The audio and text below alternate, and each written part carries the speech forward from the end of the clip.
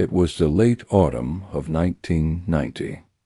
In the northern reaches of Ohio stood a small town almost forgotten by maps, Black Hollow. Road signs failed to explain its location. Asphalt turned into dirt, dirt into gravel, until paths vanished into the forest. The forest began where the town ended, stretching endlessly, swallowing sound, light, and certainty. Before winter arrived, the forest grew unervingly silent. Leaves yellowed and fell. Wind screamed through naked branches, and at night the forest seemed to breathe. Even long-time locals warned one another never to go too far. Children grew up hearing the same words: return before sunset, don't go deep. The forest has its own life, but children never listened. Curiosity, rebellion, and peer pressure always pulled them in. Years later, fate reunited 5 friends born and raised in Black Hollow. Though life had taken them in different directions, the forest remained the one thing that bound them together, watching, waiting, remembering. Daniel Harper, 38, was a quiet carpenter with a 7-year-old daughter, Emily. He spoke little, but when he did, people listened. His eyes often drifted toward the forest, carrying a silent fear. Whatever haunted him, one thing was certain: he would do anything to protect his child. Mark Lewis, 41, once a football star, chose to stay behind. A natural leader, he guided from the shadows, acting only when necessary. Brian Cole, 36, a hunter skilled with weapons and wilderness, took the bear stories seriously, warning others who called him paranoid. Thomas Reed, 39, returned from the city with a past he never explained. His smile never reached his eyes. Ethan Moore, 37, kind and polite, seemed harmless. Yet his sharp memory and quiet observation made him far more dangerous than anyone realized. At the northern edge of town stood an old playground. Rusted swings swayed gently, slides were cracked with age, and the ground was buried under mud and dead leaves. That afternoon, Emily played there with other children. Daniel watched from afar, his eyes drifting again and again toward the forest. For years, whispers had spread through Black Hollow about a bear roaming the woods. Not an ordinary bear. Larger than expected, silent, unafraid of people. The kind of creature that didn't run when seen. As the children laughed, the bear appeared without warning, announced only by leaves crushing beneath its weight. A scream cut through the air. Then another. Panic erupted, but Emily's voice was never heard. When the adults arrived, all that remained was a tiny shoe, abandoned in the mud. That day, Black Hollow fell into a silence deeper than any before, and the forest kept its secret. At Emily's funeral, the 5 friends reunited. Later, under dim lights in the town's bar, they sat in heavy silence, drinks untouched. No one said the word bear, yet the thought echoed in every mind. We can't let this go. Grief turned slowly into resolve. Brian promised to bring his firearms. Mark began shaping a plan. Ethan nodded, calm but certain. Daniel said nothing, his eyes hollow with loss. Then Thomas finally spoke, his voice low and steady. The forest knows us. And now we will know it. That night, as they prepared, the forest listened. It had seen them grow. It had watched them leave and return. And now, as footsteps moved toward its depths, the forest remembered. It always did.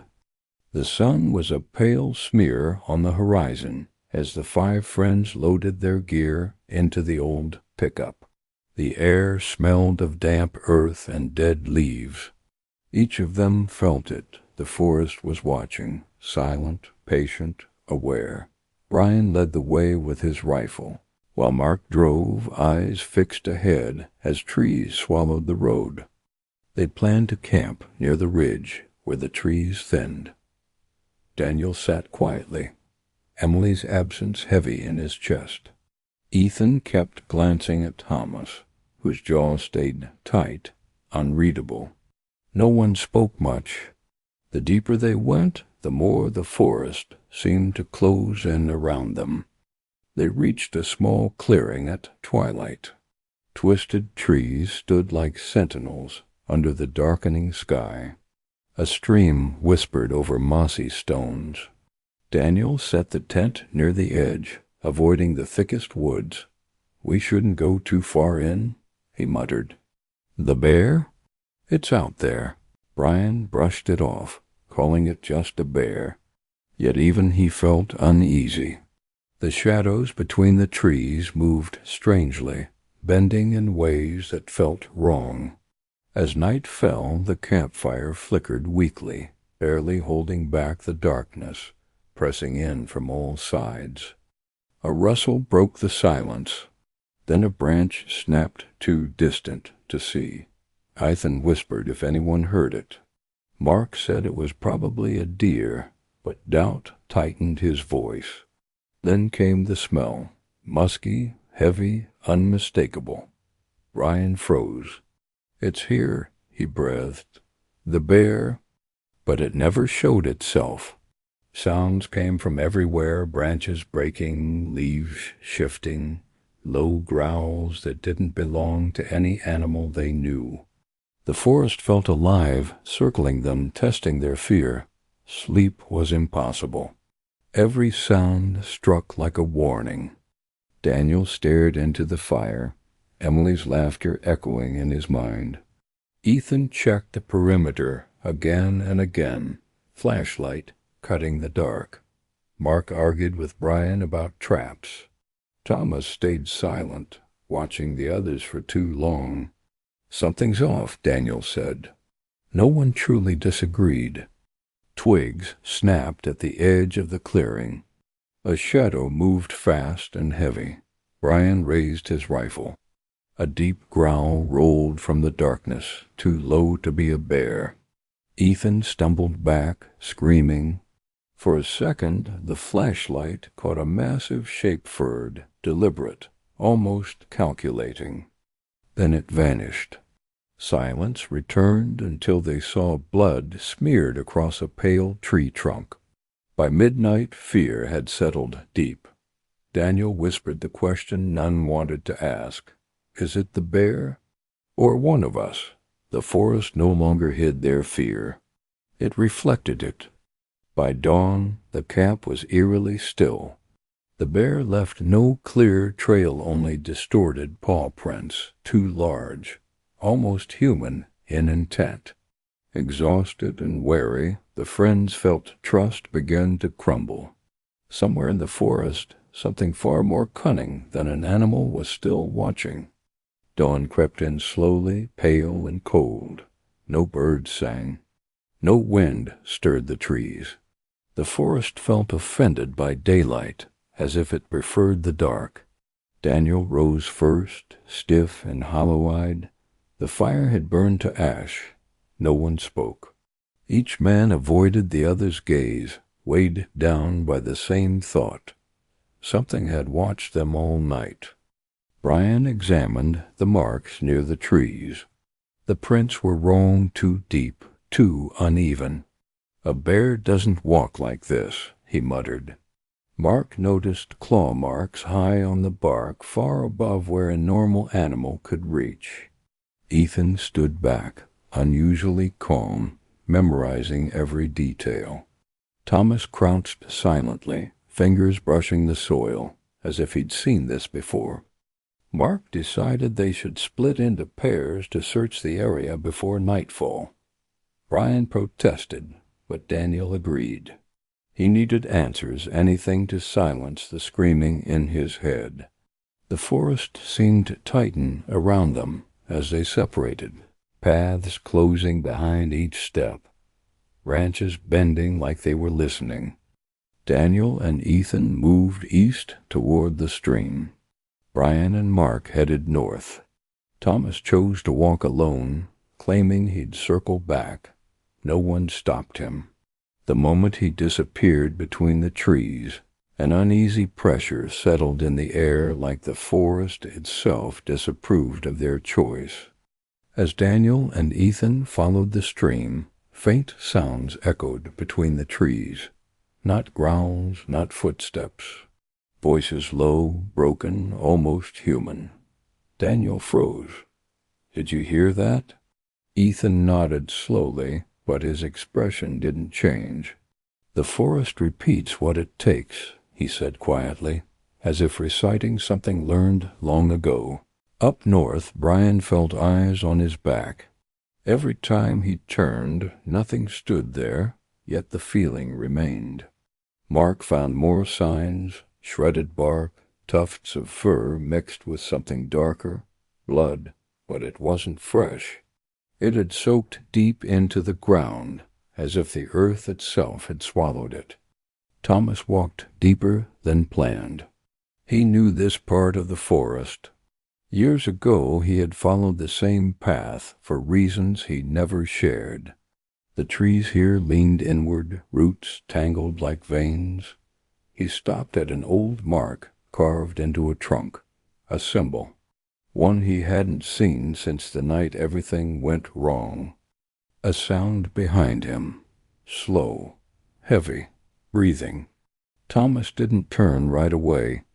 "Still following me?" he said calmly. From the shadows, something shifted, taller than a bear, thinner, smarter. The forest wasn't hunting anymore. It was choosing. Dawn broke cold and gray. The forest had shifted overnight, shadows longer, paths unfamiliar. Daniel woke stiff, heart pounding. Brian's absence weighed on him. Ethan sat quietly, examining every footprint, every broken twig. Thomas was already gone, leaving only a note carved into bark: "The forest chooses. We obey." Branches snapped at impossible angles.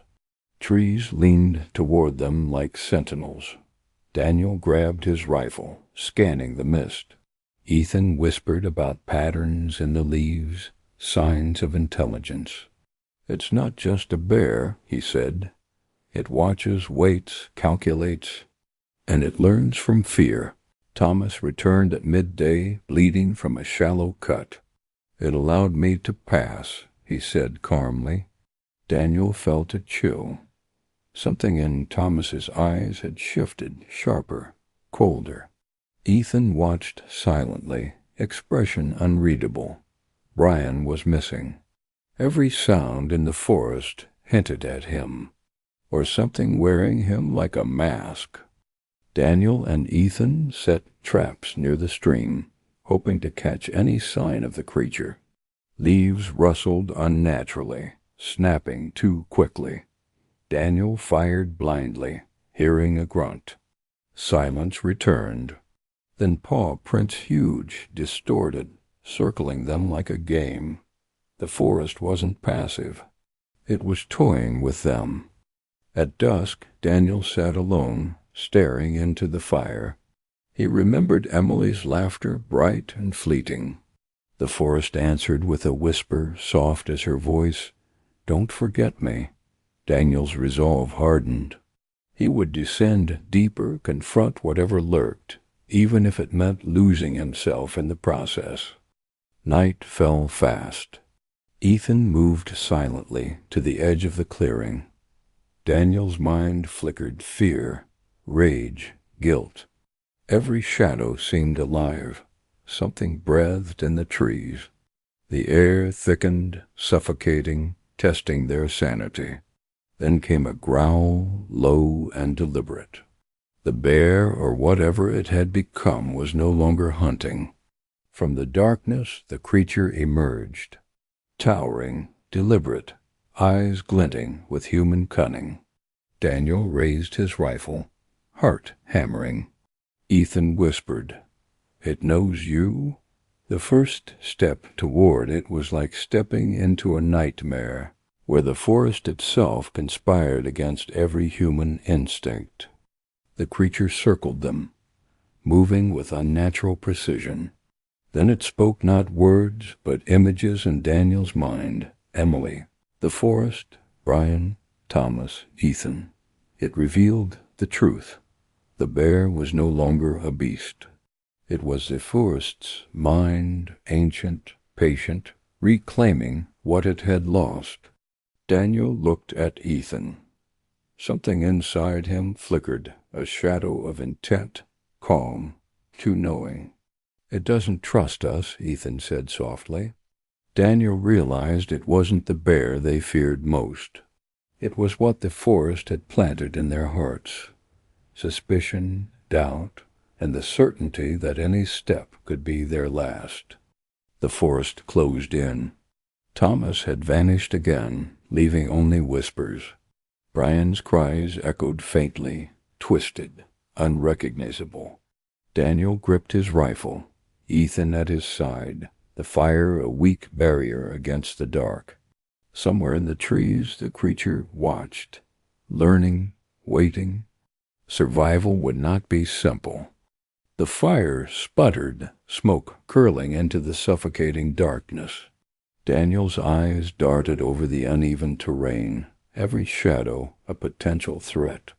Ethan whispered Thomas' name, but only the wind answered. From deep within the forest, something moved deliberately, patient, its presence both unseen and undeniable. Survival was slipping away. Brian's voice cracked again, a hollow, broken sound that bounced off the trees. Daniel stepped forward, rifle aimed, but fear froze his muscles. The ground beneath their feet seemed to pulse alive. Leaves rustled unnaturally, as if the forest itself was breathing around them. Something watched, always watching. Smoke from the dying fire stung their eyes. The forest closed tighter, shadows twisting with unnatural intent. Brian's sobs became fragmented syllables, incomprehensible and frightening. Daniel's rifle felt heavier, a weight he could not bear. Each step they took was mirrored by silence, every glance returned by a darkness that hungered.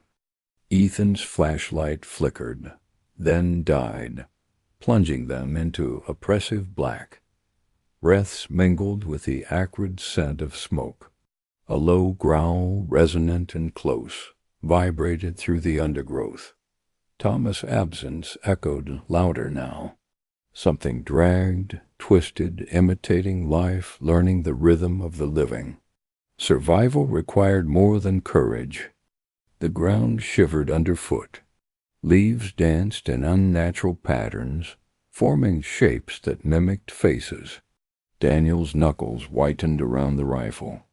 Ethan crouched, listening to the forest's sinister whispering. A wind carried a familiar cry, warped and alien. The creature was close, testing, waiting for a mistake, an opening, a fatal hesitation. Brian staggered forward, eyes wide, muttering fragments of words no one understood. Something slithered between the trees, glimpsed only from the corner of their vision. Daniel tried to rally his friends, but the sound of movement surrounded them. Each heartbeat thudded like a drum announcing doom. The forest was alive and it had them. A sudden snap, too deliberate for wind, made them freeze. Daniel aimed. Ethan held his breath. In the shadows, eyes glimmered, calculating. The air grew thick, almost viscous.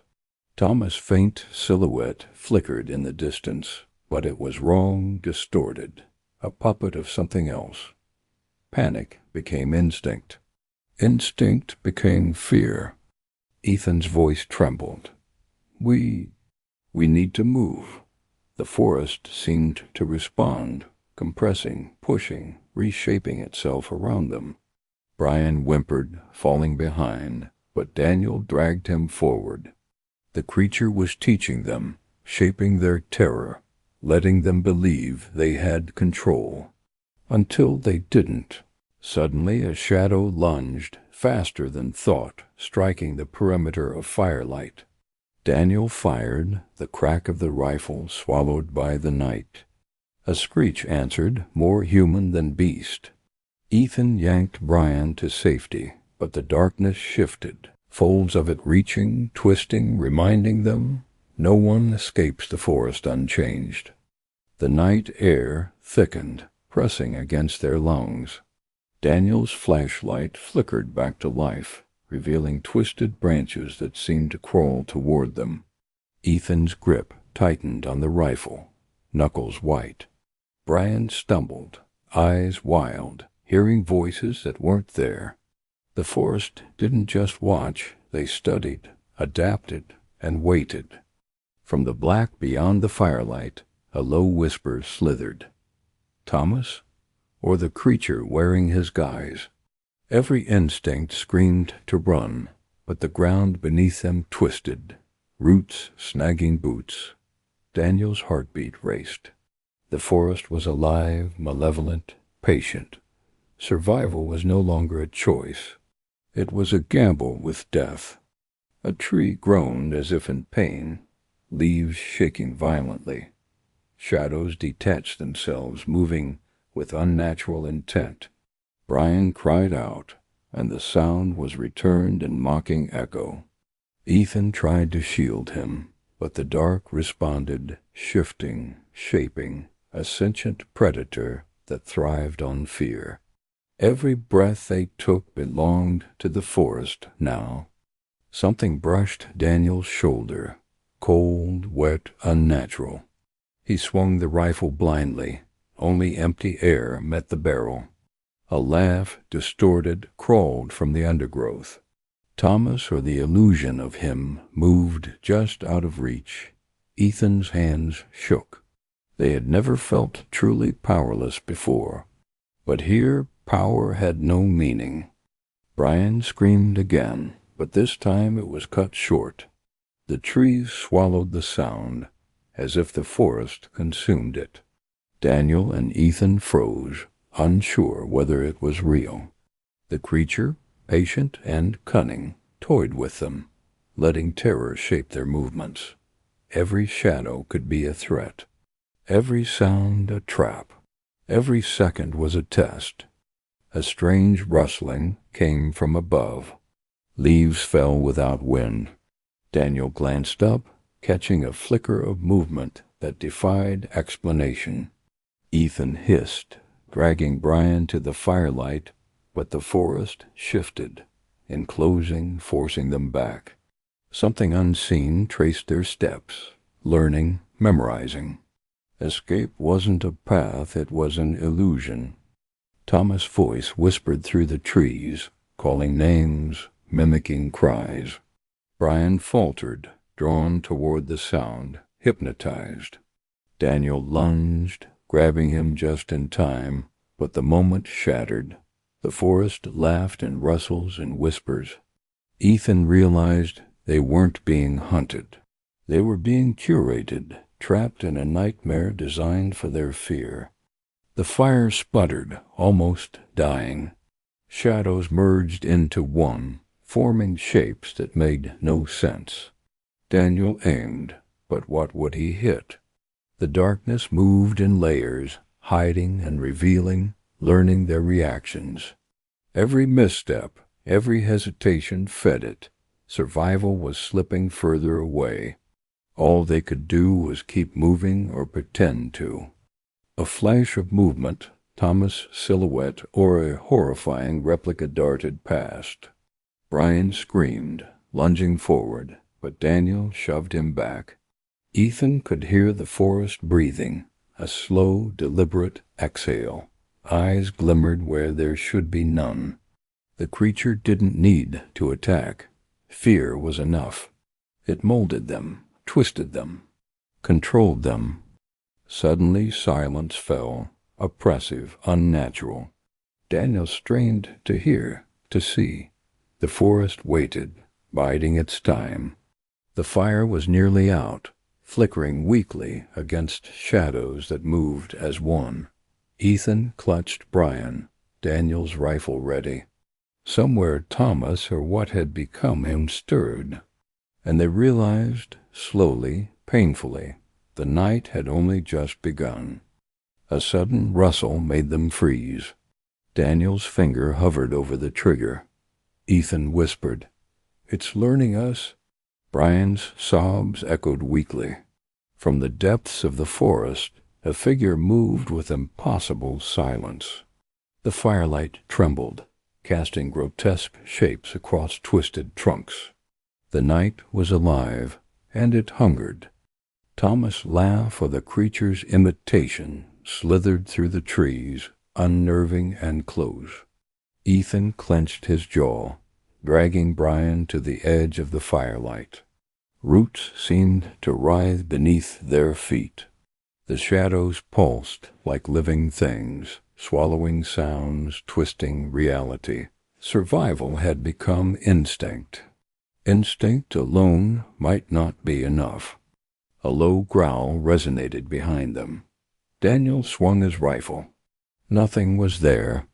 Leaves stirred as if moved by invisible hands. Brian froze, trembling, eyes wide as faces emerged fleetingly from the darkness, mocking, distorted. Every breath they took fed the forest. Every heartbeat sensed to its rhythm.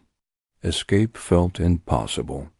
Ethan's flashlight flickered violently, then stabilized.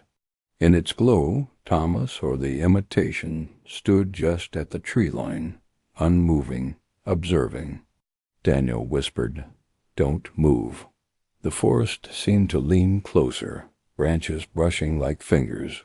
The night stretched, shadows pooling around them, eager, patient, alive. Fear had become their chain. A snapping branch echoed behind them. Brian screamed, running blindly. Daniel lunged, grabbing him. Ethan's flashlight caught movement as shadow, detaching itself from the rest, gliding unnaturally. The forest had a rhythm now, a pulse, and it dictated their steps.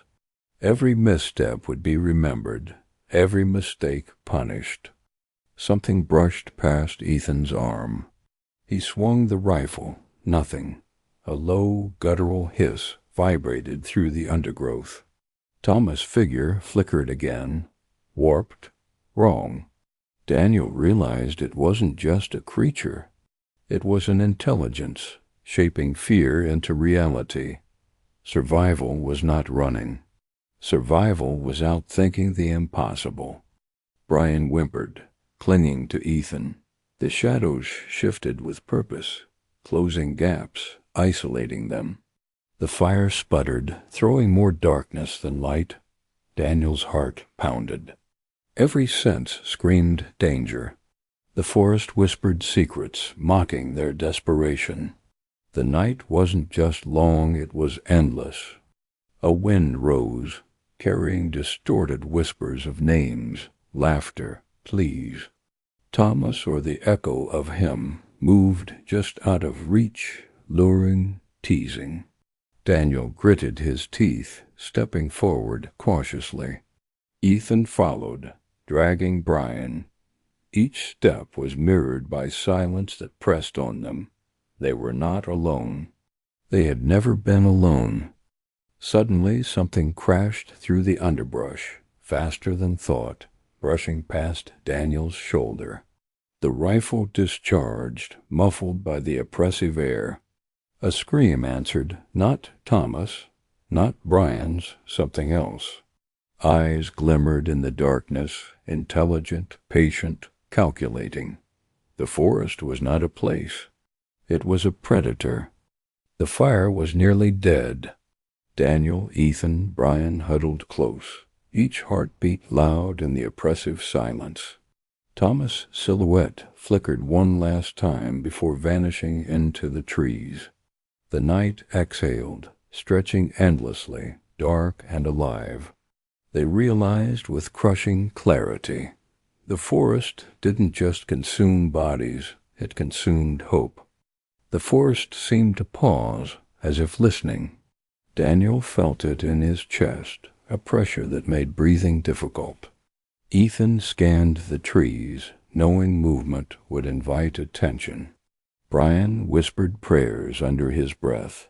Somewhere beyond sight, branches shifted slowly, deliberately.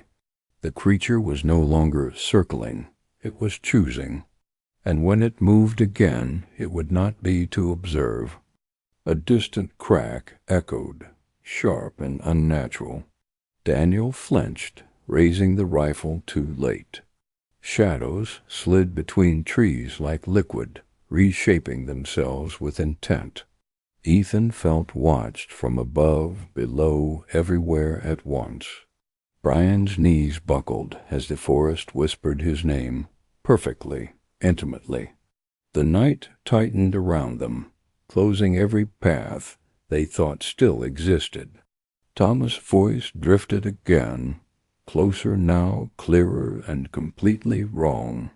It spoke with pauses, as if learning how humans breathed. Daniel's stomach twisted. Ethan grabbed Brian before he could answer. The forest reacted instantly, leaves trembling in excitement. Whatever lived here understood imitation. It understood longing, and it knew exactly how to weaponize both. The air turned cold, biting through their clothes. Daniel noticed the trees were closer than before, not grown moved. The forest rearranged itself silently. Ethan's flashlight revealed deep marks in the bark, clawed symbols repeating again and again. Brian sobbed softly. These weren't warnings. They were records. Others had been here. None had left. A sudden weight pressed behind Daniel, forcing him forward. He spun, firing blindly. The sound was swallowed instantly. Ethan heard something scuttle away, fast and wrong. Brian screamed as fingers, too many, too long, brushed his jacket before retreating. The creature was testing distance now, testing speed, testing how long fear could be stretched before it broke them. The fire collapsed into embers. Darkness rushed in to claim the space. Ethan felt panic surge as shadows layered themselves deeper. Daniel tried to reload, hands shaking violently. Brian curled into himself, whispering Thomas' name like a plea. Somewhere close, breathing echoed back at them, slow, measured, patient. The forest had decided it was time. Branches snapped in a perfect circle around them. Daniel realized too late they were surrounded, not by bodies but by presence. The creature moved through the forest itself, bending it like flesh. Ethan felt roots coil under his boots. Brian was dragged down, screaming until Daniel pulled him free. Laughter rippled through the trees, distorted yet unmistakably human. Thomas stepped into view, or what wore his shape. His movements were stiff, delayed, like a memory replayed incorrectly. His eyes reflected nothing. Daniel aimed, heart pounding. Ethan shouted his name, but the forest answered instead. The figure tilted its head, studying emotion. Then it smiled, and the smile did not belong to Thomas at all. The ground trembled as the imitation retreated, dissolving into shadow. Instantly, the forest surged forward. Daniel shouted for movement. Ethan dragged Brian as roots clawed at their legs. Whispers became screams, overlapping, deafening. The creature no longer hid. It chased. The night stretched endlessly ahead, offering only one certainty: someone would not survive this run. They broke through a narrow clearing and collapsed, gasping. Silence followed, heavy and unnatural. Daniel scanned the tree line, rifle raised. Ethan counted breaths. Brian was crying openly now. The forest watched from every direction, patient once more. It had learned enough. It knew who was weakest, and it understood exactly how long to wait before finishing the lesson. The silence fractured without warning. A sharp snap echoed behind them, followed by something heavy dragging through leaves. Daniel turned, pulse roaring in his ears. Ethan felt the forest lean inward, branches bowing like witnesses. Brian whispered that it was counting them, not Step's heartbeats. The creature no longer rushed. It measured fear with precision, deciding who would fall first. Cold breath brushed Daniel's neck. He spun, rifle shaking, but the darkness slipped away. Ethan saw impressions forming in the soil, footprints appearing without feet. Brian gagged as the smell of rot filled the air. The forest shifted again, paths closing, memories bending. Whatever hunted them understood space. It folded the woods like a map meant to confuse the lost. A distant scream tore through the trees. Too distant to be Brian's, too familiar to ignore. Daniel froze. Ethan whispered no. The sound cut short, replaced by a wet silence. Leaves trembled in response, excited. The forest recorded the moment, absorbing it. Brian realized then the creature didn't kill immediately. It let the others hear, let them imagine. Thomas' face appeared again between trunks, closer than before. His skin looked wrong, stretched thin, eyes unfocused. Daniel raised the rifle, but hesitated. The imitation stepped forward once, then stopped, as if awaiting permission. Ethan shouted, firing into the ground. The forest recoiled slightly. It learned pain mattered. Fear mattered more.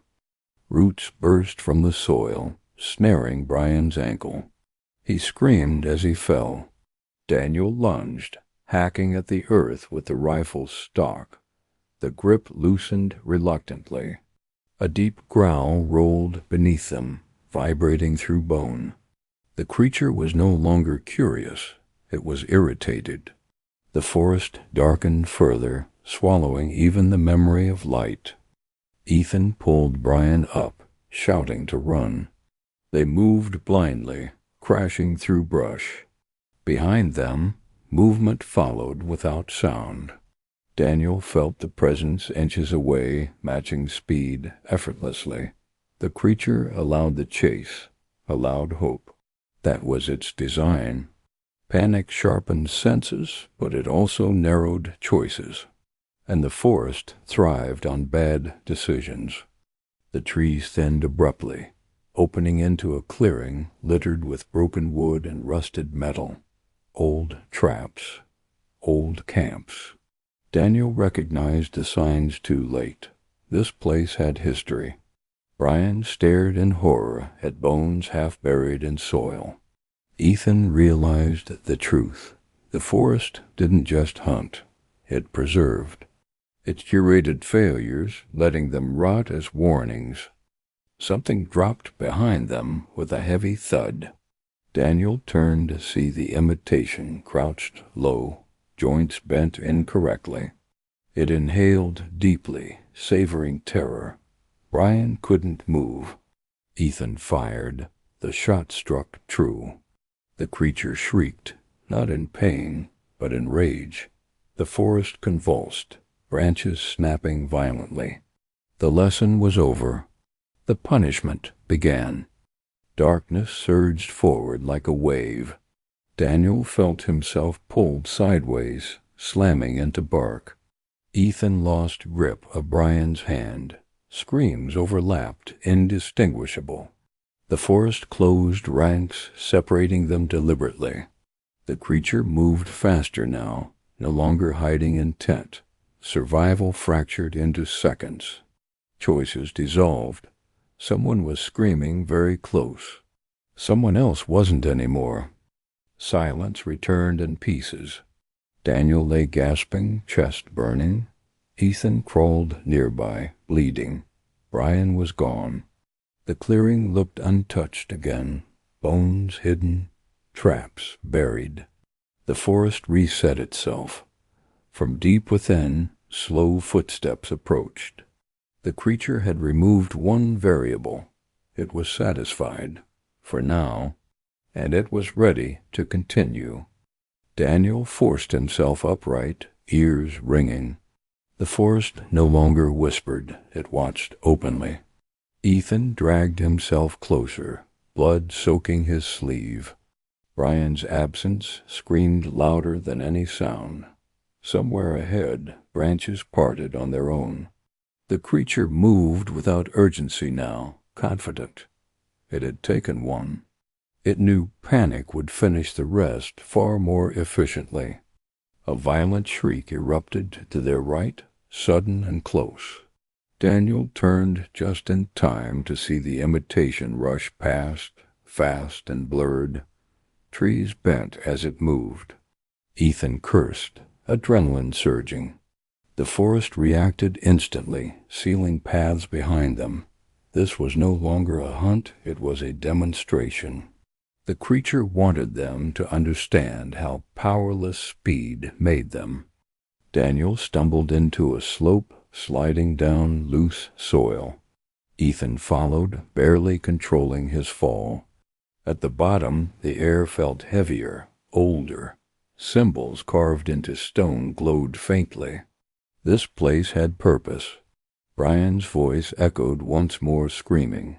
Then silence. The forest pulsed. The creature was no longer learning. It was celebrating progress. Something crashed behind them. Daniel rolled, raising the rifle. Too late. The imitation landed hard, limbs folding wrong, face half-formed. Ethan fired twice. One shot hit. The creature recoiled, screeching in fury. Trees convulsed. Dirt rained down. Pain worked, but it came at a cost. The forest shifted violently, punishing resistance. Roots burst upward, flinging Daniel aside. Ethan was lifted, slammed against stone. Breath left his body in a brutal gasp. The creature advanced slowly, savoring control. It mimicked breathing now, matching their rhythm. Daniel realized the truth. It didn't want death yet. It wanted collapse. It wanted them broken before the end. A sudden roar split the air. Not the creatures, something deeper, older. The forest hesitated. The imitation froze, head tilting. Daniel didn't question it. He grabbed Ethan and ran. For the first time, the creature hesitated. Whatever ruled this forest answered to something else, and they were about to cross into its territory. They burst through dense brush into a ravine lit by faint moonlight.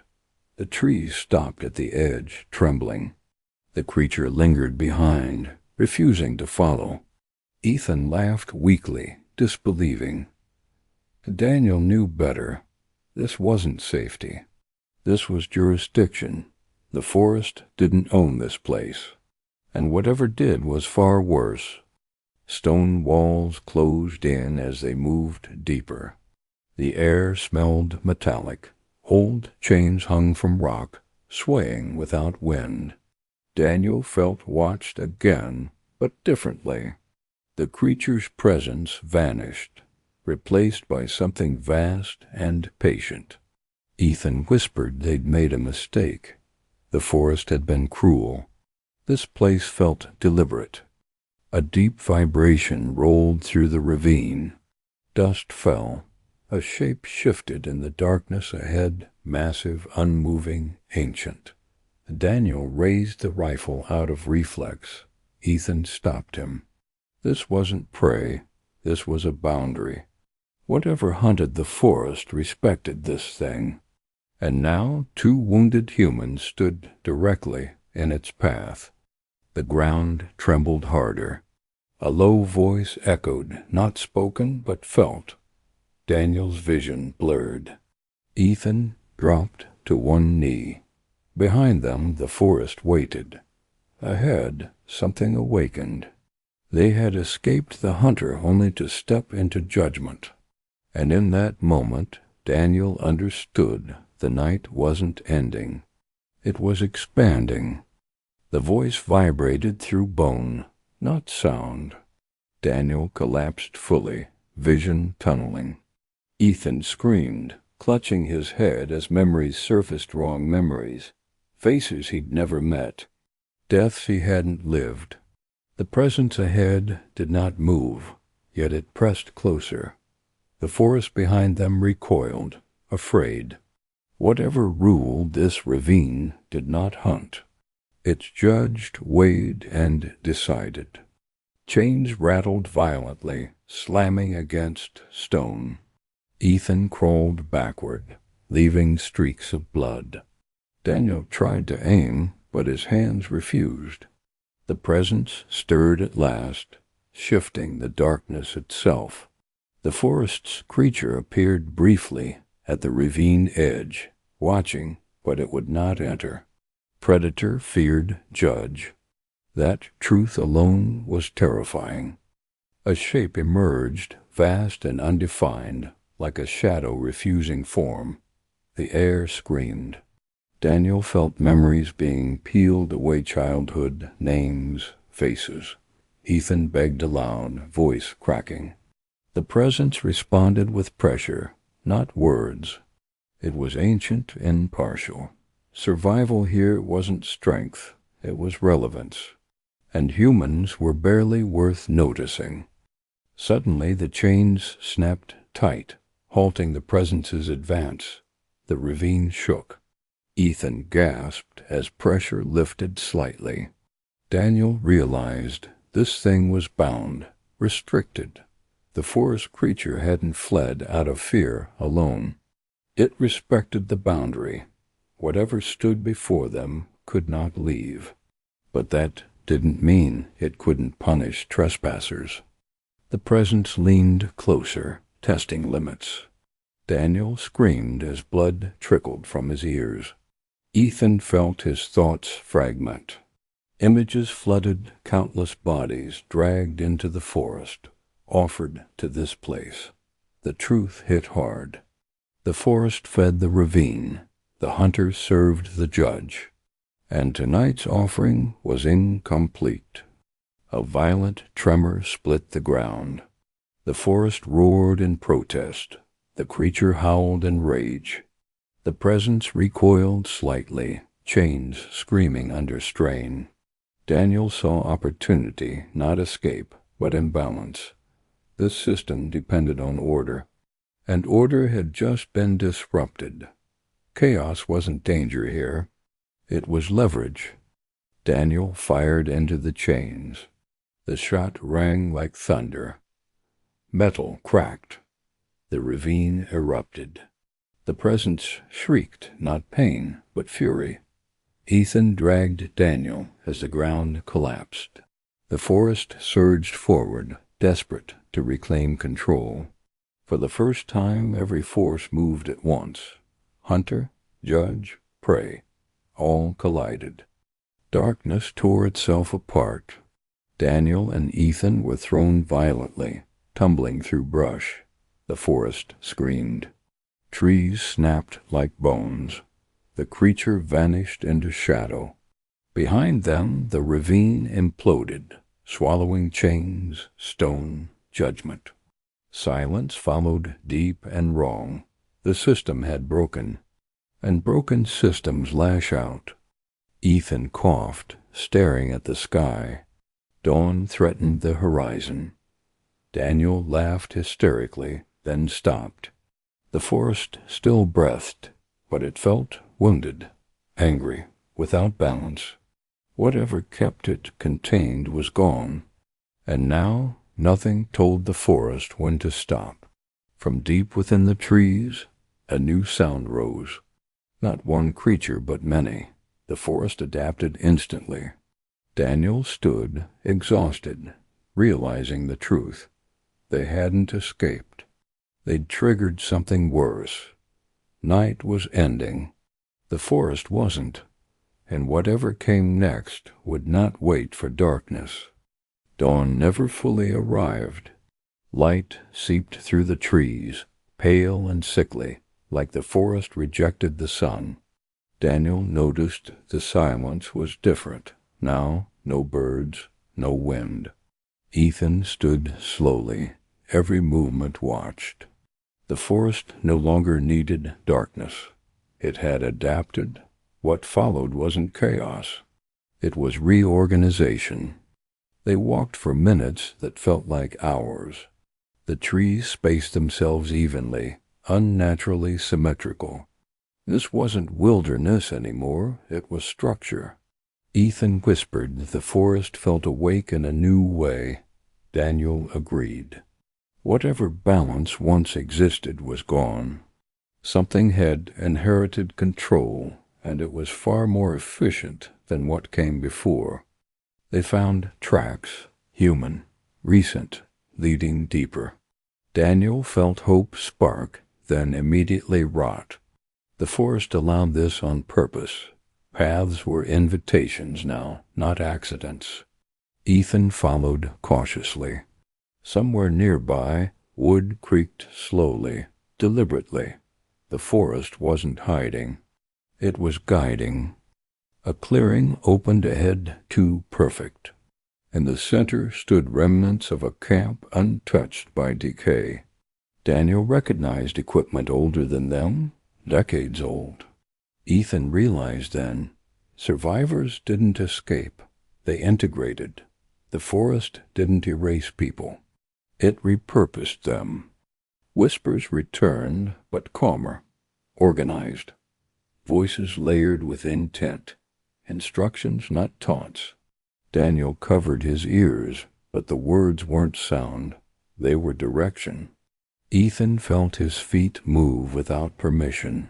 The forest no longer hunted. It recruited. Figures emerged between the trees' human silhouettes, slow and synchronized.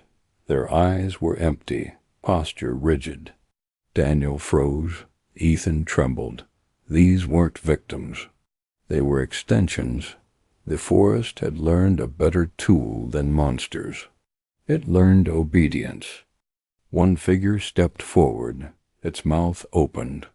Brian's voice came out. Daniel shattered. Ethan screamed his name. The figure tilted its head, analyzing reaction. Emotional response recorded. The forest refined its approach in real time. Daniel fired. The bullet passed through the figure like mist. No blood, no resistance. The others didn't flinch. They advanced as one. Ethan realized the truth violence no longer mattered. The forest had moved beyond flesh. The ground beneath them shifted, guiding retreat, not trapping. Hurting, the figures stopped at a precise distance, waiting. Daniel felt exhaustion crush him. This wasn't pursuit. It was conditioning. Night crept back unnaturally fast. The forest reclaimed its preferred state. Ethan whispered they were being prepared. Daniel asked, for what? The forest answered by opening a path lit faintly by bioluminescent growth. Ceremony replaced chaos. They followed because resistance felt pointless. The path descended. Stone returned. Old architecture carved into earth. This place predated the forest, or perhaps created it. Ethan felt small, irrelevant. Daniel felt chosen. At the chamber's edge, symbols pulsed softly. The air vibrated with memory. Not theirs, everyone's. The forest stored consciousness here. Fear, identity, loss. It wasn't evil. It was archival. A voice finally spoke clearly, not aloud but shared. Survival requires participation. Daniel understood instantly. Escape was possible, but only by leaving something behind. Something human. Ethan backed away, shaking. Daniel didn't. He felt calm for the first time. The forest responded, parting slightly. It recognized willingness. Resistance delayed suffering. Acceptance transformed it. The chamber sealed behind them. Above, the forest waited. Not hungry, not angry, patient. Daniel looked at Ethan and knew only one of them would leave, and whoever did would never be whole again. The chamber remained still after Ethan's screams faded. Daniel stood alone, breathing slowly, waiting for the forest to react. It didn't. The silence felt intentional, like a pause in conversation. The walls dimmed, responding to his calm. Somewhere above, roots shifted slightly. The system had not concluded. It was observing how he would behave without immediate pressure. Daniel moved forward cautiously. The symbols along the stone softened, rearranging into unfamiliar shapes. This place adapted faster now, reacting to presence rather than action. The forest no longer needed fear to gather information. Neutral behavior revealed patterns more clearly. Daniel realized hesitation itself was data, and every step refined the structure around him. A narrow passage opened to the side, exhaling cold air. Daniel sensed Ethan's presence somewhere distant, alive but unreachable. Not trapped, stored. The forest preserved variables it hadn't finished studying. That meant the process wasn't complete. Whatever came next required comparison. The chamber allowed Daniel to continue, but not to choose direction freely. As Daniel advanced, faint echoes followed, not voices, but impressions of movement, past survivors, layered and muted. The forest didn't erase them. It compressed them. Their fear lingered as texture in the air. Daniel felt it brushing against his thoughts, testing reaction. He offered none. The path widened slightly in response. Light filtered in from above through tangled roots. Not daylight reflection. The forest mirrored the outside world without opening itself to it. Daniel reached out, touching the bark. It pulsed once beneath his hand. Recognition passed between them. He was no longer processed material. He was an active sample. Footsteps echoed behind him. Daniel turned sharply. Nothing followed. Yet the sound repeated, delayed, imperfect. The forest practiced replication again. It refined timing, spacing, expectation. Daniel understood then the system wasn't finished learning humans. It had simply moved beyond crude methods. The passage sloped upward, forcing effort. Daniel's muscles burned, breath controlled. The forest adjusted resistance, never enough to stop him. Challenge was measured now. Survival wasn't earned through strength, but through usefulness. The more he adapted, the more access he was given. Above, branches shifted, revealing partial sky. The forest didn't open fully. It waited. Daniel paused instinctively. That hesitation triggered movement roots tightening, then relaxing. The environment responded faster than thought. It had learned anticipation. A low vibration passed through the ground, distant but significant. Something elsewhere had changed. The forest acknowledged it subtly, adjusting internal structure. Daniel wasn't alone in the system anymore. Other processes were running. Other entries were underway. Memories surfaced uninvited. Brian's voice, the chase, the clearing. Daniel felt them observed, weighed, then catalogued. No emotional response followed. The forest seemed satisfied. Emotional neutrality produced cleaner data. Fear was inefficient. Calm endured. The tunnel narrowed again, forcing Daniel to turn sideways. Bark scraped his shoulder lightly, marking him with resin. The substance soaked into fabric, warm. A tag, not a wound. Identification without ownership.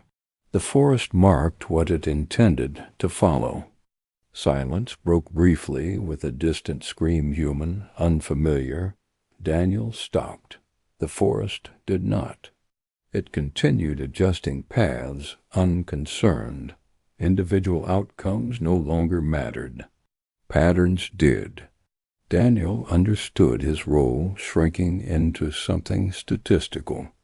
The path forked without warning.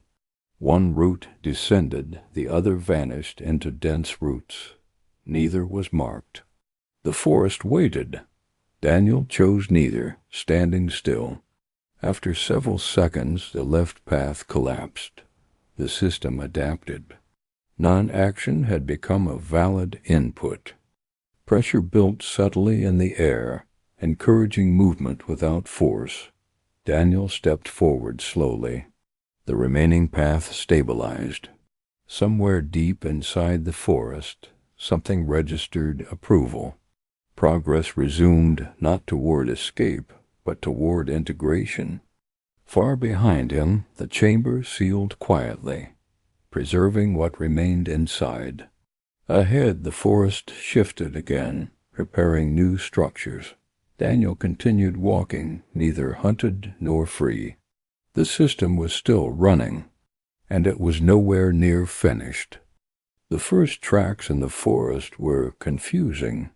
Footprints overlapped, twisted, then disappeared. Police initially suspected animals, but toxicology reports told a different story. One of the missing had taken hallucinogens. Days of paranoia and sleeplessness had blurred reality. The forest became a distorted maze of fear, imagination, and real danger. When he returned to town, his story was simple.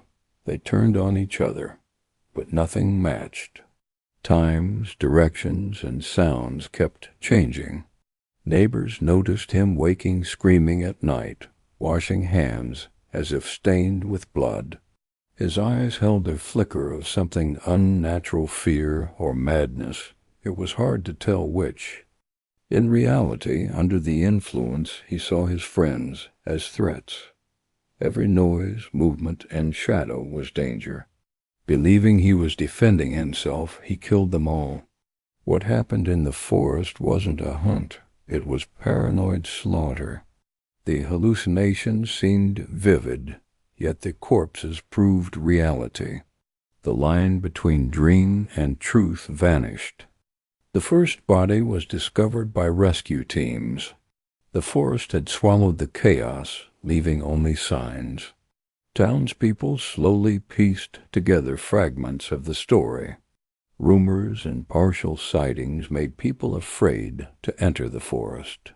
Panic spread silently through the community as details began to surface. His story didn't match the evidence.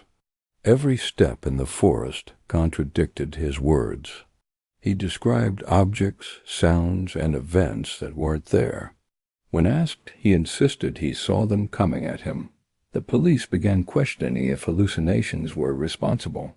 Yet the pattern of bodies suggested something far darker than imagined. Neighbors recalled seeing him before the incident jittery, staring into nothing. Weeks of sleep deprivation and hallucinogens had eroded his mind. The forest had become a stage where his paranoia performed, and his friends were unwilling actors. Each death was a mix of imagined threat and uncontrolled impulse.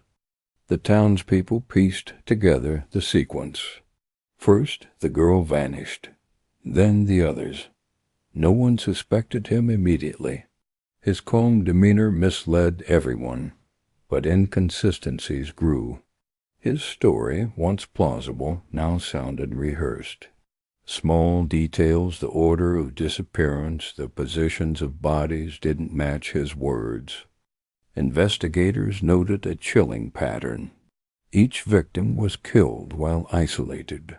The method seemed random but followed his perception, not reality. He had become both judge and executioner, guided by paranoia. The forest, hallucinations, and his mind intertwined into a deadly spiral that only he could navigate or misinterpret. He returned to town as if nothing had happened, describing chaos that just unfolded. Yet the town sensed something off. Eyes widened, whispers spread. Survivors' families studied him. Every word was dissected. The town's fear evolved into suspicion. They began connecting missing people, unexplained behaviors, and his presence at critical times. Forensic evidence told a blunt story. Weems matched the sequence of his paranoia, not a struggle. Blood patterns showed calculated strikes, yet impulsive overkill. Police reports stated a mixture of hallucination and intent. He hadn't planned it rationally, but every act was real, every death irreversible. Horror spread. At night he wandered through the town, restless. Sleep eluded him. He recounted fragments, sometimes laughing, sometimes crying. Friends noticed his erratic behavior. The forest seemed alive in his memory. Its branches, shadows, and wind replayed every imagined threat. He had internalized the hunt, and it haunted him constantly. The town slowly understood. They didn't have to see the forest to know the truth. His hallucinations had dictated reality. He had been the hunter, the killer, the storyteller. The nightmare was over physically, but the echo remained. Residents who ventured near the forest swore it felt heavier, oppressive, as if it carried his madness. Every detail mattered. Who was alone, who was left behind, who survived, he remembered, twisted by drugs, adrenaline, and fear. Police noted how he described shadows attacking him, friends moving like monsters. Reality and imagination blurred. His mind had reshaped the forest into a killing ground. No one had survived intact emotionally. As reports spread, the town's panic peaked. Neighbors doubted who they could trust. Families locked doors, checking windows. He moved freely, yet everyone felt his presence in subtle ways. Casual glances made people uneasy. His actions had left a residue, a psychological stain that no explanation could fully remove. He was questioned repeatedly. Each time he told the same story, yet details changed subtly. The police were horrified. They realized they weren't dealing with a standard killer. This was a mind corrupted by chemicals, paranoia, and isolation. Yet every detail, no matter how implausible, matched the discovered bodies. The horror was real. Even weeks later, townspeople recalled seeing him staring into the forest, muttering. Children claimed they heard whispers of names. Friends avoided him. Every minor inconsistency in his story became a clue for the community. Slowly the truth solidified. The nightmare had been caused by a single mind unhinged, not by nature, not by some external creature. He remained calm outwardly, but inside fragments of fear and guilt surfaced unpredictably. Dreams tormented him. Hallucinations revisited him. Each shadow in the town reminded him of the forest. Each passing neighbor could be one of the dead. His mind, once the instrument of chaos, was now a cage of perpetual replay. The town accepted the reality. The killer had been among them. All deaths traced back to him, yet no one had expected it. Casualty after casualty had been guided by paranoia, yet all real. Children, friends, strangers, everyone who vanished had perished, and now silence fell. Only whispers remained of the events in the forest. Years later, no one approached the forest. Trails remained empty, but people remembered.